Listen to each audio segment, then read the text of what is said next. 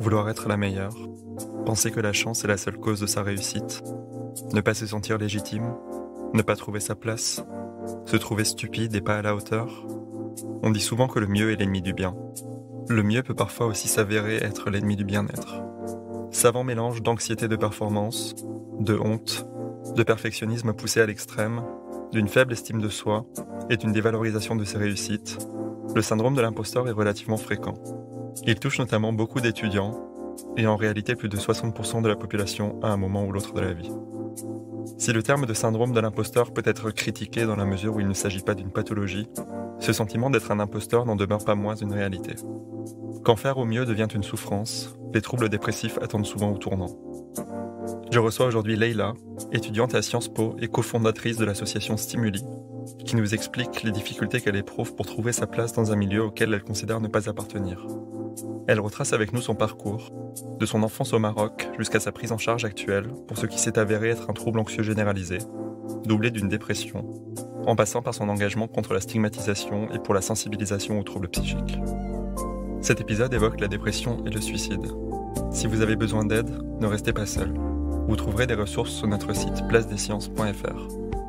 Vous écoutez Les Mots Bleus, un podcast de Place des Sciences. Bonne écoute.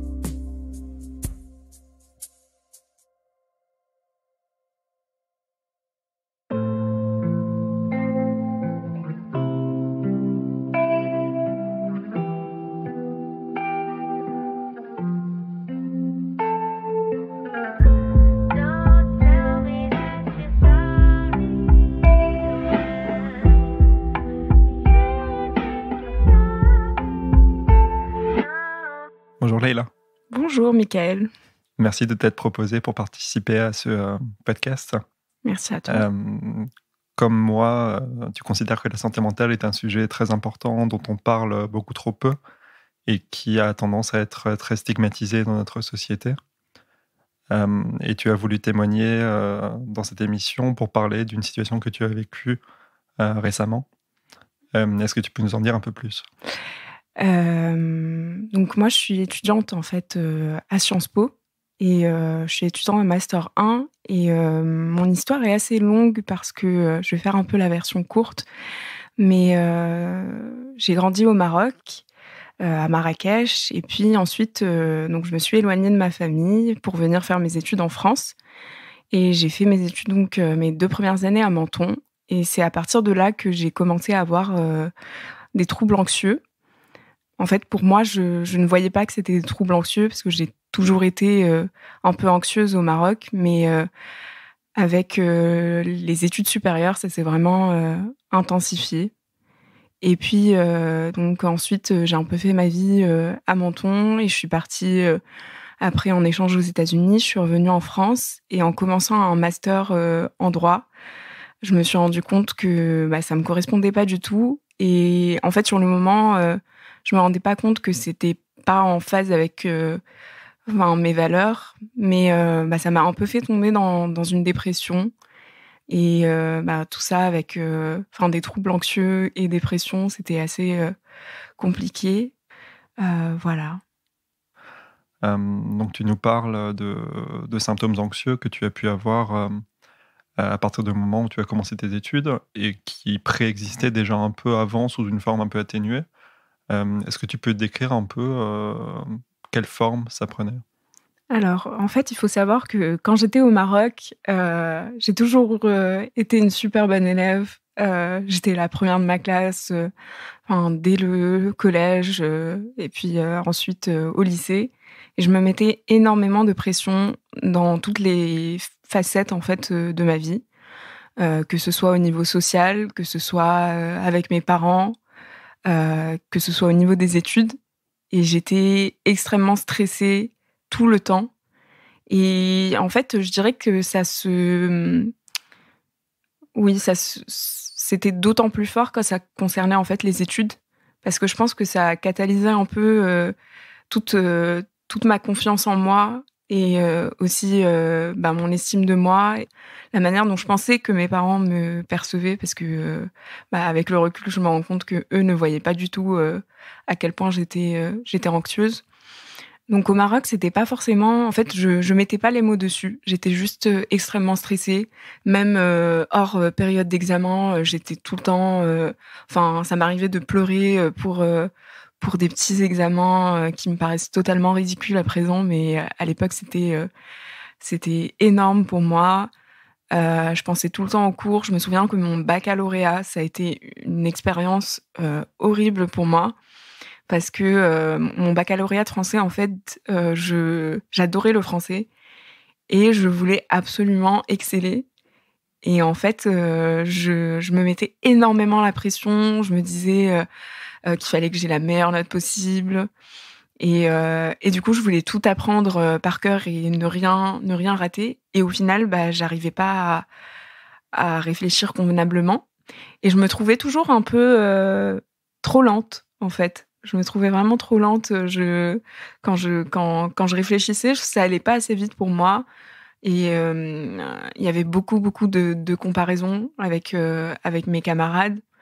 Alors que, en fait, de l'extérieur, je donnais beaucoup l'impression d'avoir confiance en moi. Mais intérieurement, par exemple, quand mes parents me félicitaient pour quelque chose que j'avais fait, pour mes notes, ou que des professeurs étaient fiers de ce que j'avais pu faire, j'avais l'impression, en fait, un peu comme le syndrome de l'imposteur, j'avais vraiment l'impression de pas être à ma place et que si j'avais des bonnes notes, c'est juste parce que je passais énormément de temps dans ma chambre et pas parce que j'étais intelligente, en fait. Je me disais: «OK, en fait, tu complètement stupide et il va y avoir un moment où quelqu'un va finir par comprendre que en fait, c'est juste que tu bachotes beaucoup et à ce moment-là, tu seras un peu foutu, quoi». Donc voilà. Après, sur un peu plus tard dans ma vie, hem, en fait, à Menton, quand je suis arrivée à Sciences Po, faut savoir que moi, je suis arrivée à Sciences Po donc par la procédure internationale. Il y a 2 procédures à Sciences Po. Il y a une procédure par concours et une procédure internationale. Et en fait, la procédure internationale, on ne passe en fait, on a une sélection sur dossier, et puis après, on passe un oral d'admission. Et enfin, moi, j'avais tendance à dire: «Ce n'est qu'un oral d'admission et c'est pas le concours écrit», et c'était plus simple pour moi. Et en fait, j'avais pas énormément préparé ce concours et je l'avais quand même eu. Et du coup, je me sentais pas légitime. Et quand je suis arrivée à Sciences Po, donc sur le campus de Menton, dans le sud, je me suis retrouvée à me dire: mais en fait, je comprends même pas ce qui était très honteux pour moi, la différence entre la gauche et la droite. Je comprenais pas de quoi est-ce qu'on parlait quand on parlait de politique en général. Tous les partis, moi, c'était super flou pour moi et je me disais: «Mais quand même, je veux dire, tu à Sciences Po, quoi, donc faut que tu le saches». Et je me mettais énormément la pression et beaucoup de conversations, en fait, tournaient autour de ça à Sciences Po. Et les premières années, on voulait tous un peu montrer ce qu'on savait pas, et on cherchait à se mettre en valeur et à trouver un peu sa place. Et j'avais extrêmement peur et en fait, c'était tout le temps ça. J'attendais le moment où on allait me dire: «En fait, qu'est-ce que tu fais là et qu'est-ce qui se passe? Pourquoi tu es avec nous?» Ensuite, mon année aux États-Unis, en fait, ça a été vraiment une bouffée d'oxygène.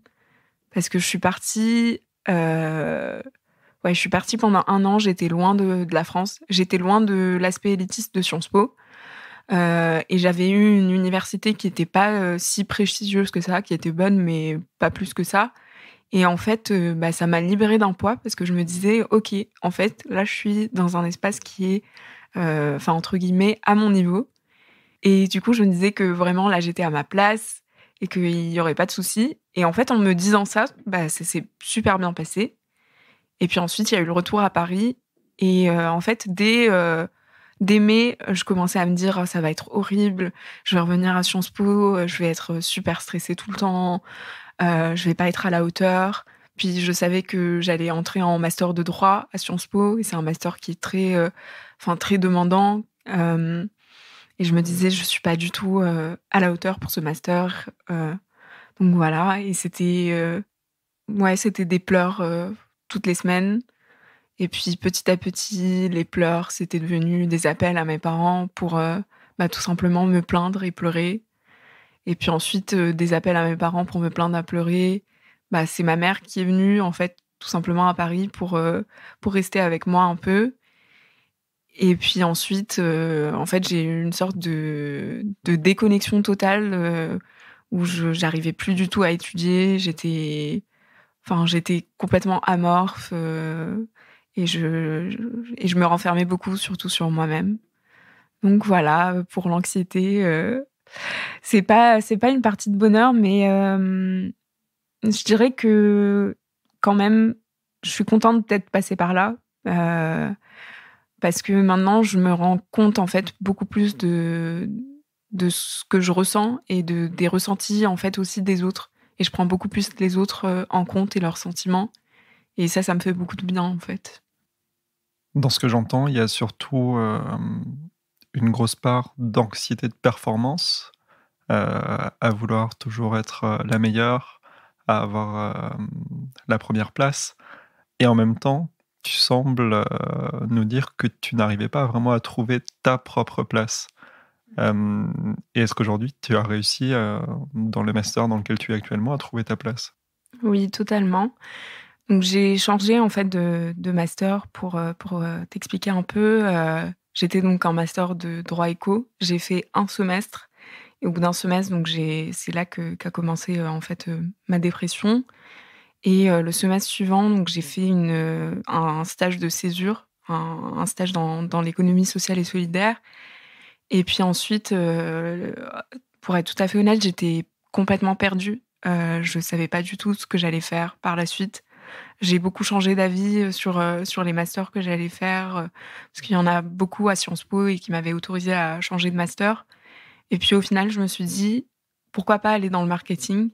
et ce qu'il faut savoir, c'est qu'en fait, à l'époque, avant d'aller dans ce master, je jugeais beaucoup les gens qui allaient dans ce master-là parce que je me disais: «On est à Sciences Po, on n'est pas en école de commerce et nous, on étudie des sciences sociales et on étudie des choses sérieuses et le commerce, c'est un peu pour, alors que pas du tout, il y a de très grandes écoles, mais moi, ça me paraissait pas assez sérieux et là, vraiment, je me sens à ma place et je regrette absolument pas mon choix, voilà.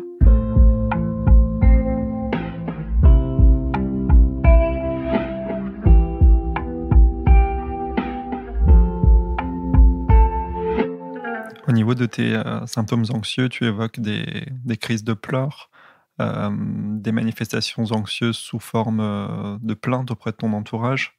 Est-ce que tu as aussi eu des manifestations physiques? Alors totalement et c'est très bien que tu en parles parce que souvent les gens n'en parlent pas suffisamment.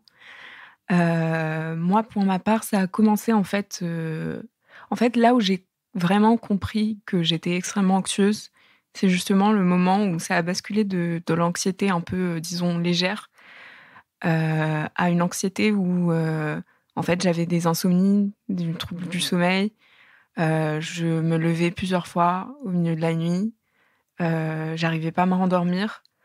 En général, l'endormissement le soir était très rapide, mais ensuite je me réveillais super tôt et surtout pendant ma dépression, en fait, j'avais juste envie de dormir tout le temps, en fait et c'était juste impossible de de dormir et après, de l'autre côté, j'avais aussi, j'ai commencé à avoir, en fait, des troubles du comportement alimentaire, même si je sais pas totalement oui, on peut parler de troubles du comportement alimentaire parce que j'ai un peu du mal avec, encore cette terminologie. En fait, j'avais plusieurs phases. Quand j'étais à Menton, je quand ça n'allait pas, je ne mangeais plus. C'est-à-dire, je pouvais rester toute la journée en mangeant, en plus, quand je mangeais n'importe quoi. Je mangeais des bâtonnets de surimi parce que ça me faisait plaisir. Enfin, si on peut parler de plaisir, mais voilà et puis ensuite, quand je suis arrivée à Paris, c'était un peu plus, à l'inverse, où dès que j'étais stressée, je mangeais parce que manger, ça permettait de ne pas penser, en fait et de penser à ce qu'on est en train de manger et juste de ressentir, en fait, un minimum de plaisir parce que j'adore manger ça me faisait énormément de bien et j'ai eu, petite anecdote, je passais tout mon temps à manger des surgelés Picard parce que j'étais incapable de cuisiner et donc je connais vraiment, là, toutes les recettes Picard, sur, le bout des doigts, donc voilà. Mais sinon j'ai eu aussi récemment, enfin, c'était plus, vraiment sentir l'anxiété, physiquement. Avec une boule, dans la gorge, avec, je dirais pas que c'est des crises d'angoisse parce que enfin, je pense que j'irai pas jusque-là, mais c'était plus, je me sentais, un peu opprimée et puis, enfin, des pensées qui tournaient beaucoup en boucle, voilà. Et sur ces pensées qui tournent en boucle, est-ce qu'il y a des thèmes récurrents ou c'est plus ou moins, tout ce qui te passe par l'esprit? Bah, je dirais qu'à l'époque, en fait, quand j'ai commencé ma dépression, en fait, ça a commencé justement par des idées, qui tournaient en boucle parce que, je me sentais pas à ma place en droit éco et je me commençais à me dire: «Je vais pas réussir, ça va être trop compliqué, je suis complètement débile». Hem, Après là, maintenant, j'ai plus tellement de pensées qui tournent en boucle.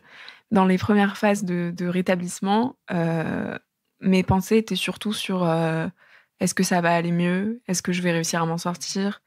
Est-ce que je vais rester comme ça toute ma vie?» Donc c'était vraiment beaucoup sur mon état et comment est-ce que ça allait évoluer au cours du temps et combien de temps ça allait prendre, enfin tous ces questionnements-là. Donc tu nous dis que tu avais du mal à trouver ta place à Sciences Po parce que tu ne te sentais pas légitime, à y être. Mais est-ce que tu arrivais quand même à t'entourer de camarades, à te faire des amis? Ou est-ce que tu étais totalement isolé du fait de cette angoisse d'insertion dans un milieu que tu considérais ne pas être le tien?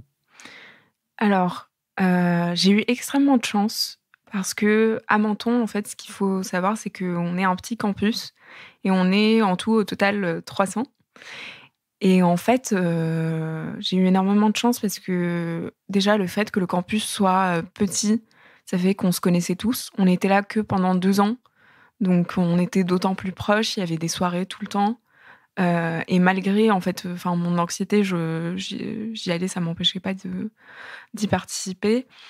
Et en fait, j'ai eu la chance de rencontrer dès la première semaine une amie qui venait du Maroc justement comme moi et puis ensuite, j'habitais en fait dans une sorte de villa qui s'appelait la villa Jasmin et dans cette villa, il y avait que en fait des filles de Sciences Po et cette amie-là a été très, très, très présente, en fait, bah, on se connaissait pas, elle m'a monté des plateaux repas dans ma chambre parce que j'arrivais pas à manger, elle a été extrêmement présente, j'ai pu tout simplement pleurer, en sa présence sans qu'il y ait de jugement et puis je me suis fait un groupe, d'amis en fait, avec lesquels je suis toujours, très proche aujourd'hui et qui ont été très présentes, quand je suis arrivée sur Paris et que j'ai eu de nouveau des problèmes, d'anxiété, de dépression.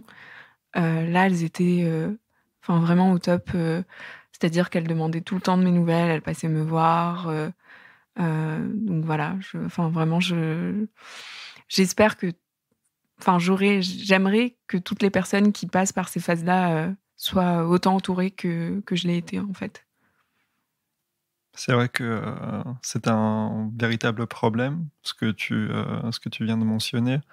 Le fait que les personnes qui souffrent de troubles psychiques, que ce soit des troubles anxieux, des troubles dépressifs ou d'autres natures, ont souvent du mal à faire comprendre leurs ressentis à leur entourage, puisque ce sont des troubles qui, par nature, sont invisibles, qui sont souvent méconnus, qui sont médiatisés de manière très négative, souvent spectaculaire, parce qu'il faut que ce soit télévisuel, télégénique. Et donc tu as eu cette chance, d'avoir, des amis qui t'entouraient, qui te soutenaient et qui avaient beaucoup d'empathie. Et justement, ça pose la question aussi du regard de la société en général envers, la santé mentale. Donc tu l'as dit, tu as grandi au Maroc. En France, la santé mentale, c'est un sujet qui est vraiment très tabou. On connaît très peu de personnes publiques qui parlent ouvertement de leurs troubles de santé mentale, contrairement à d'autres pays comme aux États-Unis, par exemple, où beaucoup Totalement. de célébrités ont fait une sorte de coming out psychiatrique, où elles disent qu'elles souffrent de telle ou telle pathologie. Et c'est souvent plus ou moins bien accueilli, mais en tout cas, il y a moins de tabous. Et par rapport à la France, où ce tabou est encore assez fort, au Maroc, ça se passe comment? Alors au Maroc, je vais parler de ce que je sais. Donc moi, je viens d'une famille où, en fait, mes 2 parents sont pharmaciens et donc j'ai grandi dans un milieu assez, médicalisé et en fait, autour de moi, je connaissais pas, énormément de personnes qui avaient vu, des psychologues ou des psychiatres. J'avais une amie qui m'avait dit un jour qu'elle voyait une psychologue et elle était donc, franco-marocaine et c'était plutôt sa mère, française qui l'avait poussée à aller, voir le psychologue suite au divorce, de ses parents. Après, c'est vrai que moi, avec mes parents, on n'a jamais eu de conversation sur, la santé mentale. Je sais pas si c'est une chose qui se fait en France, en tout cas, mais au Maroc, c'est vrai qu'on n'en parle pas du tout et que souvent, pareil, dans les médias, c'est très, stigmatisé. Je dirais que c'est même pas présent dans l'espace public. C'est-à-dire que j'ai pas de souvenir d'avoir parlé de santé mentale au Maroc. J'ai pas de souvenir qu'il y ait eu de campagne de sensibilisation. Je ne sais absolument pas comment fonctionne, le système le parcours de soins, et c'est encore très, tabou d'en parler, en fait.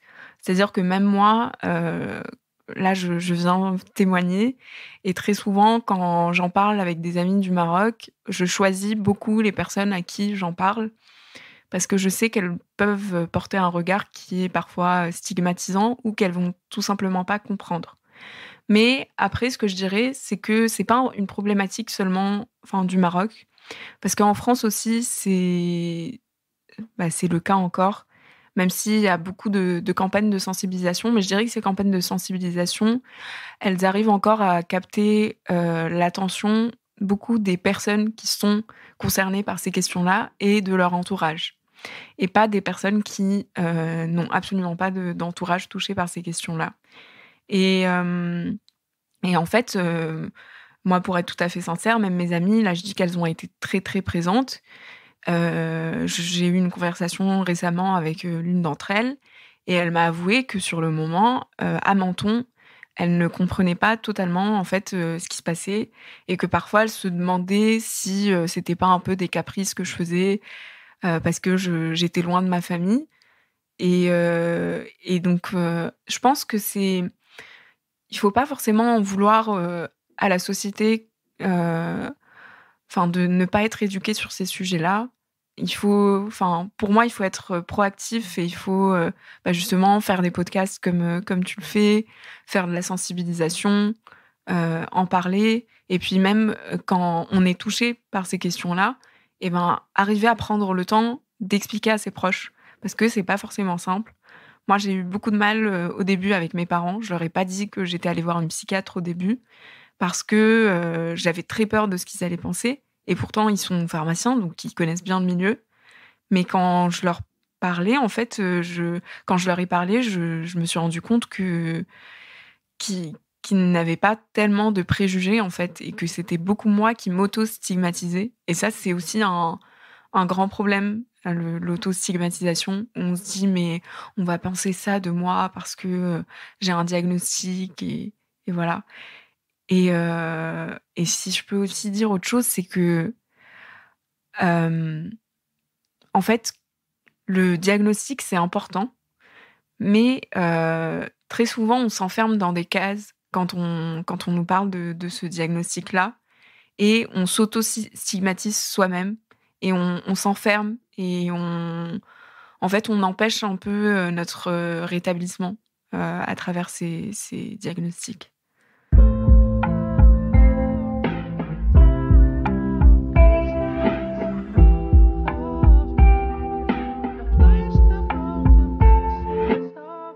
Donc finalement, ton anxiété, elle était présente pendant de nombreuses années, comme tu l'as dit, finalement depuis que tu étais enfant. Et à quel moment, elle t'est apparue comme étant suffisamment problématique pour aller chercher de l'aide? Je suis pas totalement allée chercher de l'aide au début parce que je me rendais pas compte, forcément du problème. C'est-à-dire qu'au début, ce qui s'est passé, c'est que j'étais en master de droit et en fait, j'ai commencé très tôt à m'enfermer, à m'isoler. J'étais complètement angoissée par, un anniversaire, dont on me parlait, je me disais: «Je vais perdre 2 heures de ma vie, et il va me falloir 30 minutes de transport et 30 minutes aller, 30 minutes retour» et voilà et en fait, je me suis rendu compte petit à petit, en fait, c'est-à-dire que j'étais devenue très, stricte sur le temps.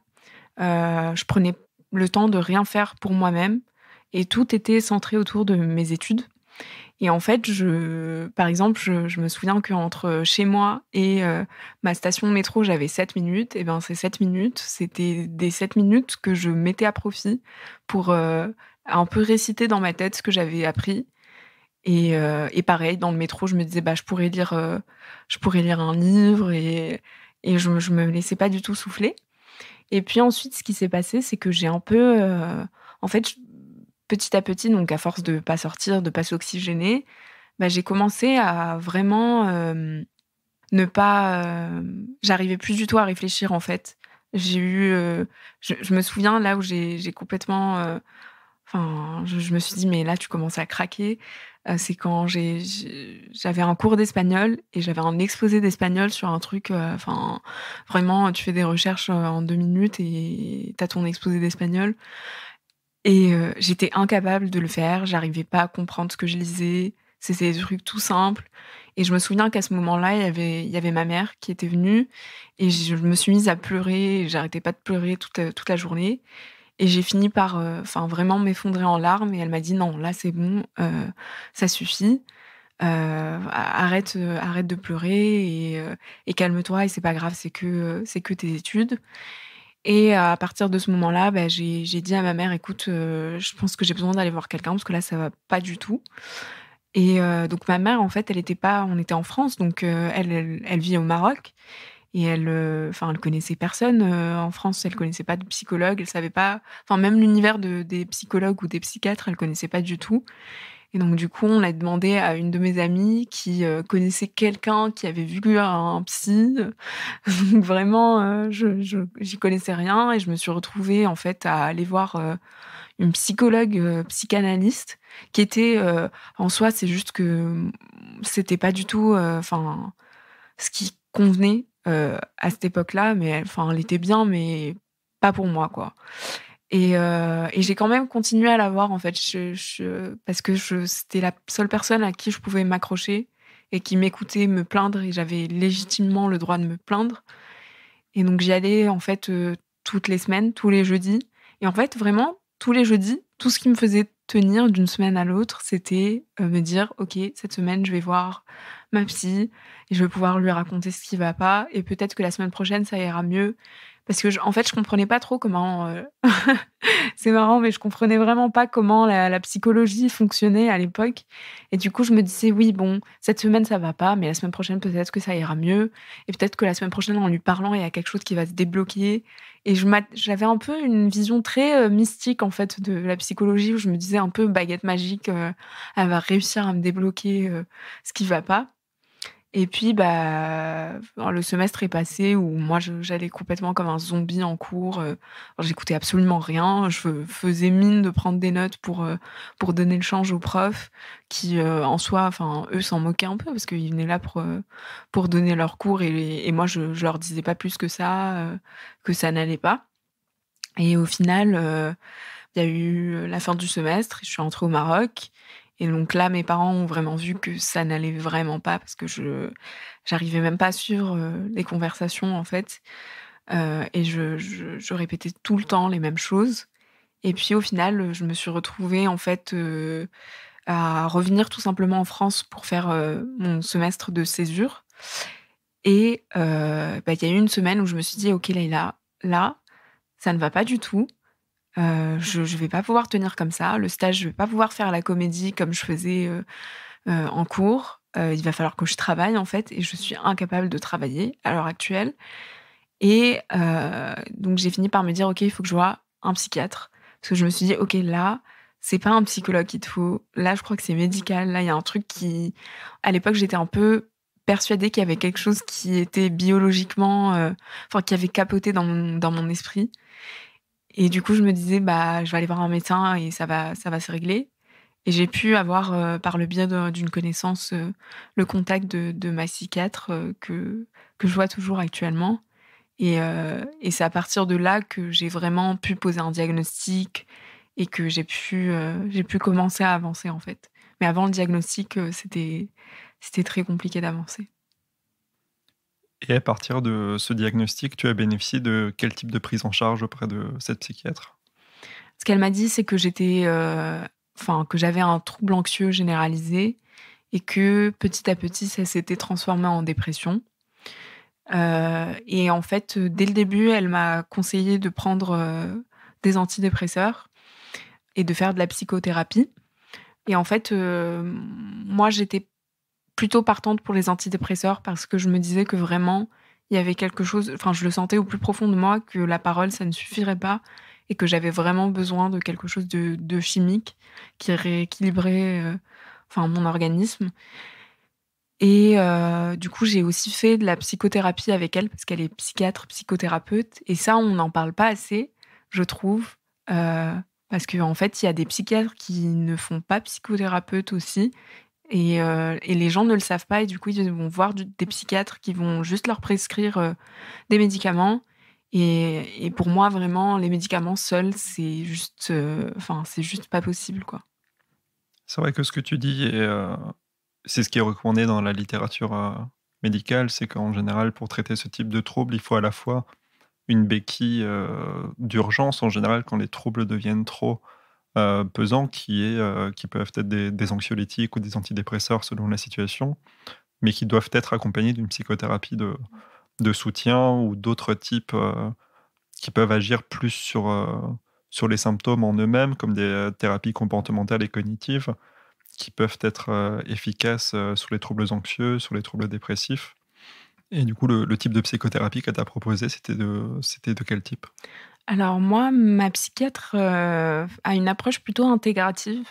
Intégrative pour expliquer un peu, c'est un peu une approche, centrée sur le patient où, le psychiatre va un peu piocher de différents courants de pensée, de différentes techniques pour s'adapter un peu aux besoins du patient. Et donc, elle avait plutôt cette approche-là et en fait, les séances chez le psychiatre, je savais pas du tout, mais c'est assez court en fait. Ça dure, un peu moins de 30 minutes, donc ce qui est pas non plus énorme, mais je la voyais en fait, toutes les semaines et ça m'a énormément aidée à avancer et en fait, c'était surtout, comment est-ce qu'elle fonctionnait? C'était plus, elle me posait des questions auxquelles je ne pensais pas en fait. Et c'est surtout ça. Je sais que certaines de mes amies, ou de mes connaissances ont pu voir des psychiatres qui ont pas du tout la même méthodologie, qui eux leur donnaient des exercices à faire entre les séances. Moi, c'était pas du tout le cas. En fait, je me rendais pas bien compte que je changeais, mais en fait, à force de se poser les bonnes questions, on finit par, faire des choix et j'ai trouvé ça très adapté à ma personne et à ma personnalité parce que, au final, j'aime pas qu'on m'impose les choses et j'aime bien prendre le temps de réfléchir et de comprendre, le pourquoi du comment, de peser le pour et le contre et elle m'a vraiment poussée vers ça et moi, j'ai trouvé ça parfait pour moi.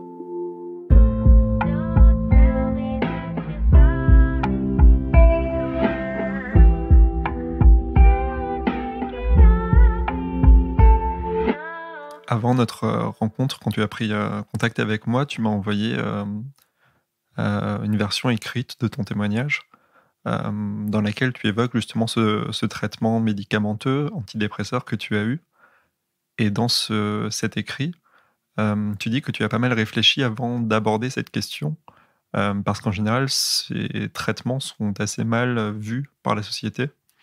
Est-ce que tu as eu l'occasion de parler de ce traitement avec tes amis, avec ta famille?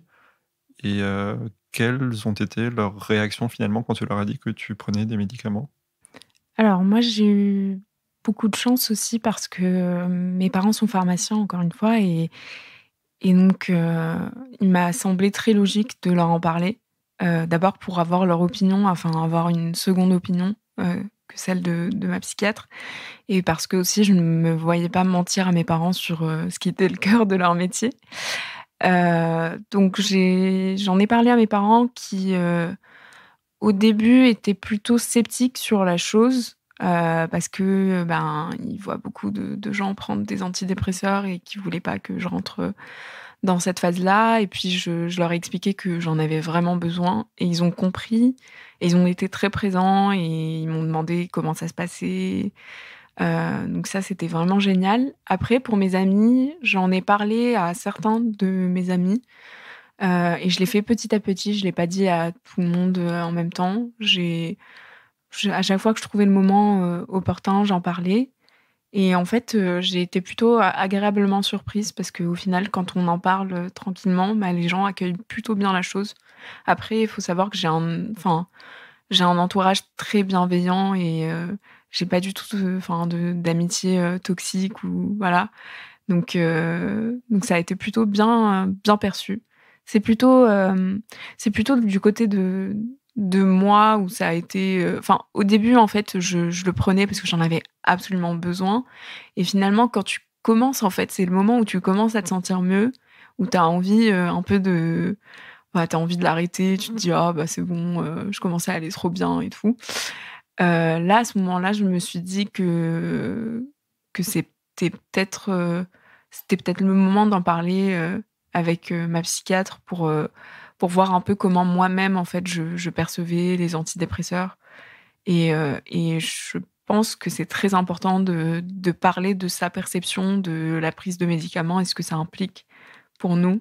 Parce que pour moi, c'était pas si évident que ça de me dire, que je pouvais pas me débrouiller moi-même et que j'avais besoin d'une béquille pour pouvoir, enfin, ouais, pour pouvoir avancer. Donc cette psychiatre, tu continues à la voir, encore aujourd'hui, tu nous as dit. Mais est-ce que tu considères que tu vas mieux? Alors, oui, je vais mieux, mais je continue à la voir parce que tout simplement je considère, ça un peu plus comme du développement personnel. Et puis aussi, je continue à la voir parce que je continue encore, mon traitement aujourd'hui et j'ai encore une fois, je pense que prendre des médicaments sans psychothérapie, c'est vraiment, à proscrire, à bannir, voilà. Mais oui, ça va beaucoup mieux. J'ai beaucoup moins de ouais, je suis sortie de cette phase de boucle, de pensée, et puis aussi, ça m'arrive bien sûr d'avoir des moments où ça va moins bien, mais je pense que c'est un peu comme tout le monde, on n'est pas une ligne droite, on on fait des petites vagues et mais globalement, ça m'a pris 1 an quand même pour vraiment, commencer à me sentir mieux et pourtant, j'ai dit à plusieurs moments à ma psy que je voulais arrêter de la voir parce que je me sentais mieux. Mais en fait, tous les 2 mois, presque je commençais à lui dire ça. Mais en fait, tous les 2 mois, j'allais mieux que les mois, précédents. Et donc au final, je vois vraiment en fait, l'impact que cette psychiatre a eu sur ma vie. Et aujourd'hui, je continue à la voir parce que vraiment je suis vraiment heureuse d'aller la voir et je le perçois plus comme, je suis malade, donc j'ai besoin d'aller voir un médecin. Je le vois vraiment comme, j'ai envie de prendre soin de ma santé mentale, donc je vais voir un psychiatre et je lui parle de ce qui se passe dans ma vie pour éviter aussi, je sais qu'il y a des risques de rechute, et donc je fais très attention à ça et aussi j'ai beaucoup à cœur, les questions de santé mentale, donc je fais attention, je le fais pas uniquement pour moi, mais je le fais aussi pour m'informer sur, et rester très sensible à ces questions-là. Et donc tu nous dis que ces questions de santé mentale sont des questions qui te tiennent beaucoup à cœur. Et dans ce cadre, tu as cofondé l'association Stimuli à Sciences Po. Est-ce que tu peux nous dire de quoi il s'agit? Alors oui, j'ai cofondé cette association en décembre 2020 et en fait, ça tombait, pile au moment où il y a eu donc, le covid et puis ensuite, il a commencé à y avoir, beaucoup de médiatisation des questions de santé mentale en milieu étudiant et en fait, c'était vraiment une coïncidence parce que j'avais commencé, en fait, par lancer un groupe sur Facebook, pour les étudiants de Sciences Po qui s'appelait «Brisons ensemble le tabou de la santé sur la santé mentale». Et c'était un groupe où je partageais énormément de de questionnements, de références, de livres à lire par exemple ou de podcasts ou de séries à regarder et j'avais aussi, créé une petite newsletter que j'envoyais en fait, aux gens qui se sentaient concernés par ce sujet-là et en fait, j'avais beaucoup hésité à commencer en fait, Stimuli. Tout simplement parce que j'avais très peur de parler de santé mentale sachant que, en fait, j'ai comment dire? Je ne suis pas encore rentrée dans le milieu professionnel totalement et j'avais extrêmement peur que vis-à-vis de mes futurs recruteurs, voir santé mentale et cofondatrice d'une association sur la santé mentale, ce soit extrêmement stigmatisant et je me suis dit: «Alors, je vais commencer par un groupe Facebook, c'est assez intime et au final, en fait, je me suis beaucoup posé la question. J'ai beaucoup parlé à des professeurs à Sciences Po, qui avaient chacun, en fait, leur avis. J'ai eu des avis très positifs comme des avis beaucoup plus, prudents. Et au final, en fait, j'ai fini par me dire: «OK, je si je ressens le besoin de créer cette association, ce n'est pas pour rien et je sens que je peux faire de bonnes choses avec, donc il est temps de se lancer». Et donc pour t'expliquer un peu ce qu'on fait, chez Stimuli, donc on est une toute petite association en fait, à Sciences Po. On n'a pas encore été déposé en loi 1901, on va le faire en été.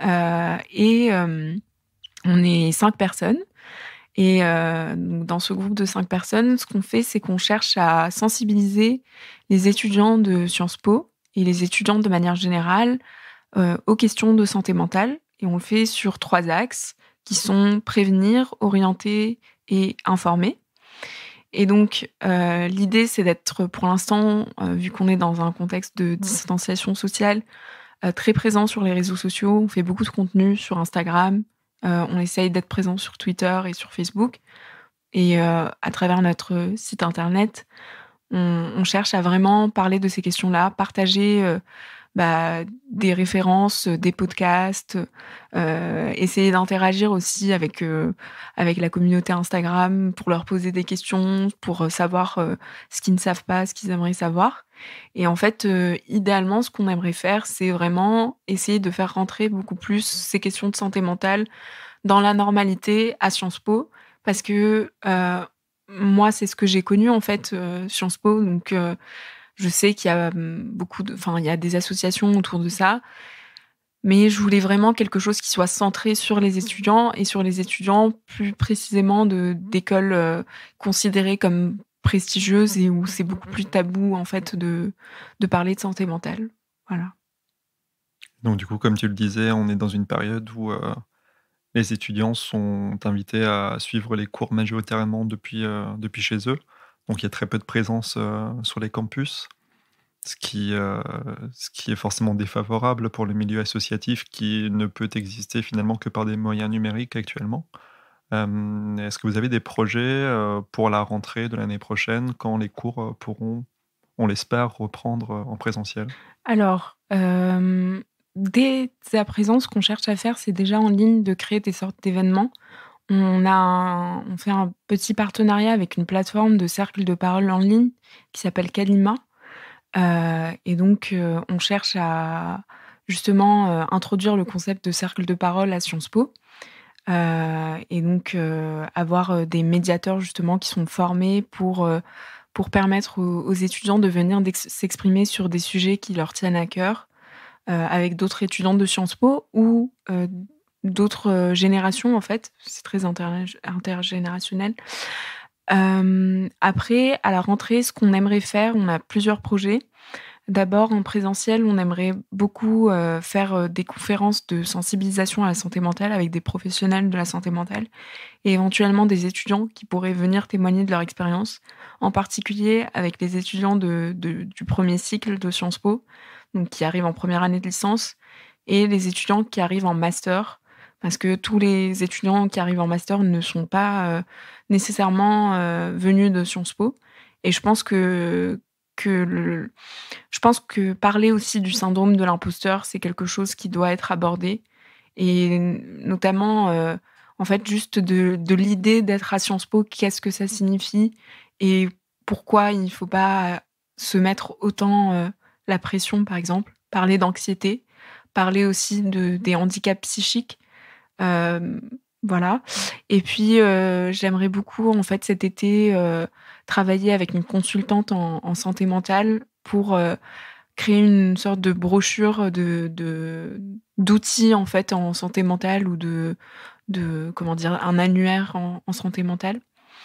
Voilà et puis notre dernier projet, ça serait, de commencer un podcast aussi, sur la santé mentale. On ne sait pas encore totalement comment on va le faire, mais c'est un projet qui est en cours de maturation pour l'instant.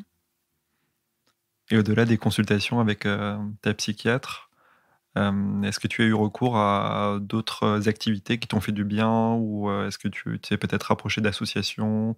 Est-ce que tu as des lectures que tu pourrais recommander à des personnes qui traversent des épreuves similaires à celles que tu as pu connaître? Alors oui, j'ai regardé énormément de sites d'associations et parmi, celles qui m'ont le plus aidée sur l'information en santé mentale, je citerai, la Fondation Fondamentale, Argos 2001 pardon, plutôt pour les troubles bipolaires.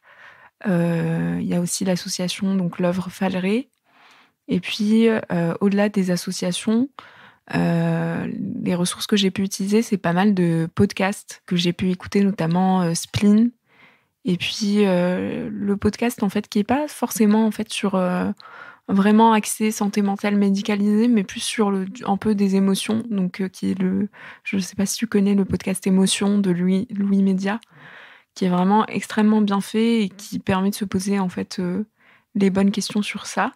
Et en ce moment, je suis en train de lire un livre qui s'appelle, L'état d'urgence psychiatrique, qui a été réalisé par, écrit par, professeur, Marion Leboyer, qui est la directrice de la Fondation Fondamentale et c'est un livre vraiment que je vous conseille de lire parce qu'il parle énormément de comment a été construit, toute, l'idée de sectorisation, en psychiatrie. Ça parle aussi de la stigmatisation, de l'autostigmatisation et aussi de la stigmatisation que peuvent, subir le personnel soignant.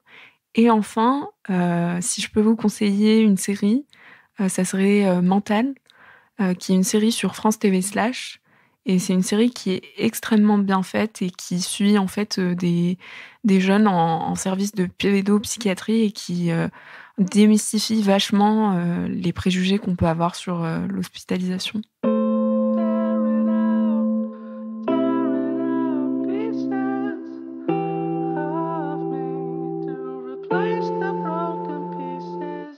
À titre plus personnel, si tu devais te décrire en un mot, ce serait quoi? Si je devais me décrire en un mot, mmh, en ce moment, c'est pas pour me flatter, mais en ce moment, on me dit beaucoup que je suis un petit soleil, parce que j'essaie justement de diffuser des bonnes ondes, autour de moi et je suis, si je devais me décrire, ce serait le mot empathie et je l'ai pas été toujours. En fait, ça a été récemment, en fait, suite à mon histoire, que j'ai beaucoup développé toutes ces questions, enfin d'intelligence émotionnelle, d'empathie, d'écoute de l'autre, de compréhension de l'autre. Voilà. Après ton master, est-ce que tu as déjà des projets professionnels ou c'est encore trop tôt pour y penser? Alors, des projets professionnels, donc moi je suis comme j'avais dit, donc en master marketing et pour l'instant je commence mon stage de césure le semestre prochain et je suis plutôt en fait, intéressée par, les études marketing, donc en institut d'études, en études qualitatives, donc qui est plutôt en fait, vraiment le pendant, psychologie du consommateur qui et comportement du consommateur qui m'intéresse énormément. Mais après, je me pose beaucoup de questions sur la recherche et notamment la recherche en neurosciences et en sciences cognitives et comportementales. C'est peut-être une voie qui m'intéresserait, mais je me mets pas trop de pression parce que c'est ce que j'ai eu tendance à faire, ces dernières années et je préfère me dire que, on a pu le voir avec le covid, tout n'est pas sûr et il faut avoir des projets, mais il faut être prêt à être capable de faire preuve de résilience si on n'arrive pas à atteindre ces projets-là et trouver un plan B, en fait. Et tu mentionnes, cette, crise du Covid qu'on est en train de vivre depuis maintenant un peu plus d'un an. Est-ce que ça a eu des répercussions sur tes troubles anxieux, sur ta dépression? Est-ce que ça tu as ressenti une différence, à ce niveau-là? Je pense qu'on ne peut pas nier l'impact du covid sur la santé mentale. Heu, qui qu'on soit, je pense que ça a eu un impact sur nous parce que ça a totalement changé notre, vision du monde, notre, relation aux autres aussi. Mais après personnellement, j'étais tellement plongée dans le rétablissement de ma dépression que j'ai pas senti en fait le covid de la même manière que les autres, je pense. Parce que paradoxalement, je suis un peu en train de vivre les meilleurs moments de ma vie parce que je me sens enfin, vraiment, consciente de moi-même et pas victime de mon anxiété et donc je dirais que je suis pas tant que ça impactée par le covid. J'ai pas eu l'impression que ça ait augmenté mon anxiété. J'essaye quand même de voir des amis et même, avec le covid, je fais beaucoup plus de balades justement et ça fait extrêmement du bien. Je conseille vraiment à tout le monde de de faire ça, puisque c'est ce qu'on peut faire en ce moment. Et justement, est-ce que tu aurais des conseils d'activités à donner qui te font du bien, au niveau mental? Alors moi, ce que j'ai fait, j'ai acheté un petit carnet en fait, je l'avais acheté à la Fnac. Ça s'appelle, je crois 5 je sais plus exactement, je crois 5 années d'écriture peut-être. C'est un petit livre rouge et or. C'est un livre qui chaque jour en fait, te pose une question à laquelle tu vas devoir répondre pendant 5 ans et tu peux voir au fil du temps, en fait, l'évolution de tes questionnements et ça me fait beaucoup du bien de voir, la différence et l'évolution que j'ai pu vivre, les questionnements qui sont différents. Par exemple, j'avais écrit un moment, je crois la question du jour, c'était, «Qui admirez-vous?» et j'avais écrit une chose du genre, «Toutes les personnes qui arrivent à s'exprimer, facilement en public» et aujourd'hui, j'ai beaucoup pris confiance en moi et j'ai absolument pas de mal à parler, en public alors qu'avant c'était un peu, une sorte de phobie où je commençais à trembler, j'avais les mains moites, avant de parler à l'oral. Donc voilà, je vous conseille ça, l'écriture et puis aussi, le coloriage, je trouve que ça fait extrêmement du bien. J'ai commencé ça pendant le confinement et vraiment c'est juste un pur bonheur. J'essaye de faire ça quand je suis trop stressée. Ça me permet de juste penser à autre chose et de me concentrer sur les couleurs que je vais utiliser, sur la manière dont je vais colorier et voilà, ça fait vraiment beaucoup de bien. Et est-ce que tu vois des choses qui seraient à même de, faire évoluer le regard de la société sur les troubles psychiques? C'est une question compliquée que tu me poses là. Je vais essayer d'y répondre, hem et c'est ce que j'essaye de faire en fait, au travers de mon association.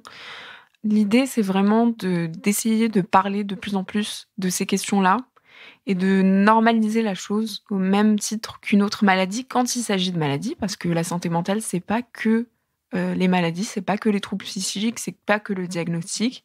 C'est aussi tout simplement trouver son équilibre, au quotidien. Donc je dirais, vraiment commencer à en parler en public, commencer comme on le fait là à en discuter, à parler vraiment de ce qu'on ressent.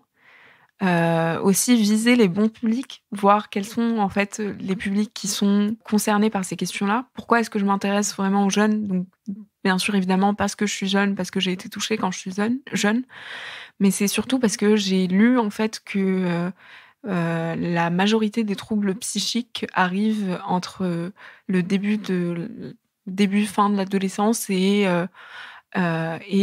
ses 25 ans et que je me suis dit que c'était tout simplement scandaleux que cette information, je l'apprenne, seulement à 23 ans parce que j'ai vécu une dépression et que tout le monde, devrait être au courant de ces chiffres-là Et enfin, j'essaye justement de partager beaucoup de campagnes de sensibilisation autour de la santé mentale. Et si je peux vous en conseiller une, ça serait d'aller voir la campagne de sensibilisation de 2018 de la Fondation Pierre Deniker qui s'appelle Et toi, ça va? C'est un court-métrage de 10 minutes qui parle de la dépression et vraiment, il est extrêmement bien fait et ça parle à la fois du sentiment, en fait, de la personne, mais aussi de l'entourage. Voilà. Est-ce que tu as un message d'espoir à faire passer à ceux qui traversent, une mauvaise passe sur le plan de leur bien-être mental?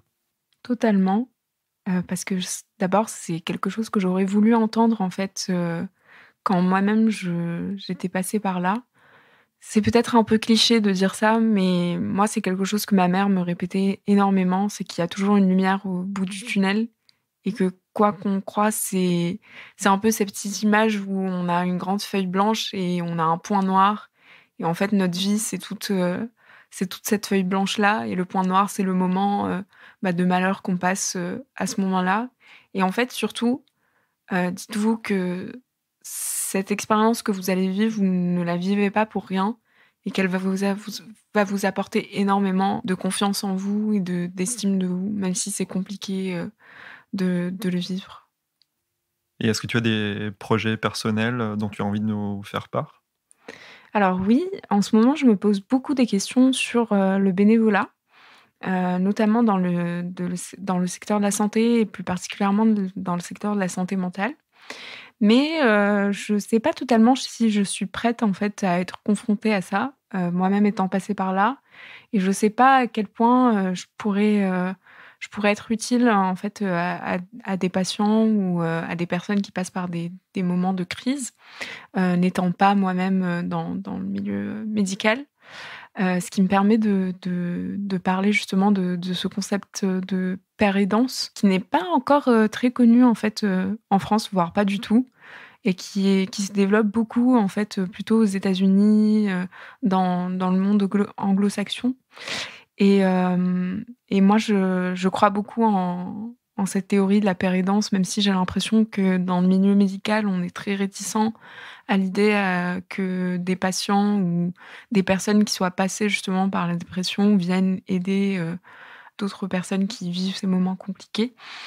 Mais c'est un sujet qui est abordé aussi dans la série Mental dont je vous ai parlé. Dans la saison 2, il commence vraiment à aborder en fait, ça à travers un personnage et je pense que c'est très intéressant. Donc voilà, je sais pas trop si je veux vraiment m'impliquer dans le bénévolat parce que je sais pas si mentalement je suis prête à le faire.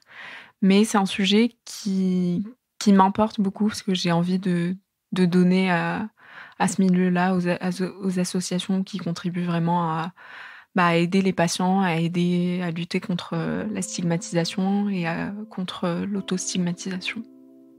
Eh bien, c'est encore un très beau projet, Merci beaucoup.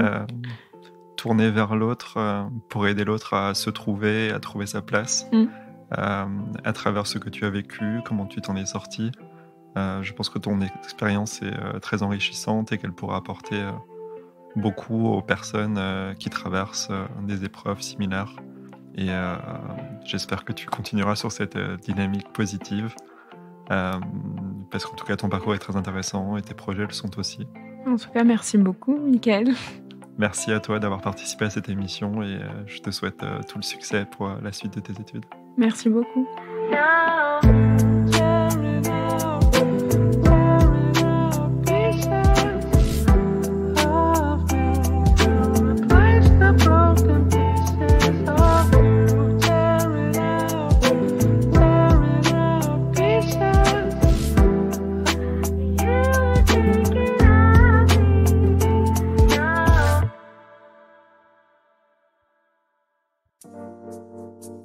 Vous venez d'écouter Les mots bleus, un podcast de Place des Sciences. La musique a été composée par Alex Rocher, les illustrations sont de Manon Combe. Si vous souhaitez partager votre expérience avec nous, vous pouvez nous écrire à podcast@placedesciences.fr. Si cet épisode vous a plu, n'oubliez pas de vous abonner et de nous laisser des étoiles sur votre plateforme d'écoute préférée. Encore une fois, Si vous vous reconnaissez dans un témoignage ou ressentez un mal-être psychique et avez besoin d'en parler, n'hésitez pas à consulter un professionnel ou à vous rapprocher des associations de patients. Des ressources sont également disponibles sur notre site placedesciences.fr. Merci encore et à très bientôt.